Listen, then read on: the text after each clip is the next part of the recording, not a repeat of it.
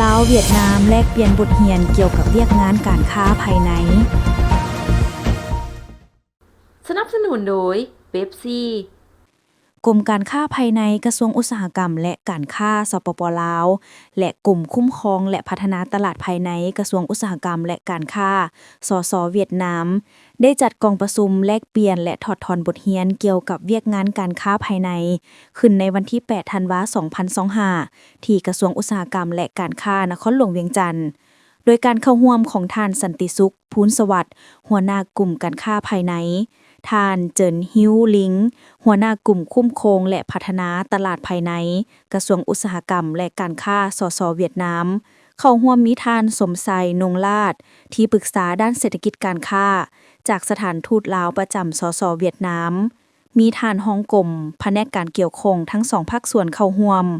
จุดประสงค์ของกองประชุมแม่นเพื่อเป็นการถอดถอนบทเรียนเกี่ยวกับเวียกงานการค้าภายในการปกป้องผู้สมไซเสริมสร้างความรู้และขีดความสามารถให้แก่พนักงานฝ่ายลาวในการจัดตั้งปฏิบัติเวียกงานการค้าภายในที่ประชุมท่านสันติสุขพูนสวัสดิ์ได้กล่าวต้อนรับและขอบใจมายังคณะนำฝ่ายเวียดนามที่เสียสละเวลาเข้าร่วมในกองประชุมครั้งนี้พร้อมยังได้เสนอหลายปัญหาของเขตเวียกงานการค้าภายในเป็นต้นแม่นการคุ้มครองราคาสินค้าการค้าทางอิเล็กทรอนิกส์การแข่งขันทางธุรกิจการกวดกาการค้าการคุ้มครองน้ำมันเสื้อไฟการคุ้มครองห้านขายยกขายย่อยและปัญหาอื่นๆการร่วมเฮ็ดเวียกในครั้งนี้ทั้งสองฝ่ายได้แบ่งปันบทเรียนในการจัดตั้งปฏิบัตินิติกรรมที่เกี่ยวข้องกับเวียกงานการค้าภายในขอดการประสานงานระหว่างศูนย์กลางและท้องถิ่นการโฆษณาประชาสัมพันธ์การลงติดตามกวดการสินค้าที่เป็นระบบขอดการแก้ไขข้อขัดแย้งระหว่างผู้ประกอบการและผู้ชมไส้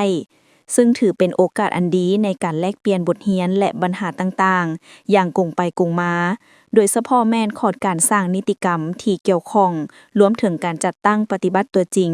ที่ติดพันกับเวียกงานดังกล่าวโดยนำใช้ระบบ IT ทันสมัยเข้ามาช่วยในโอกาสนี้ท่านนางเมลบรานโล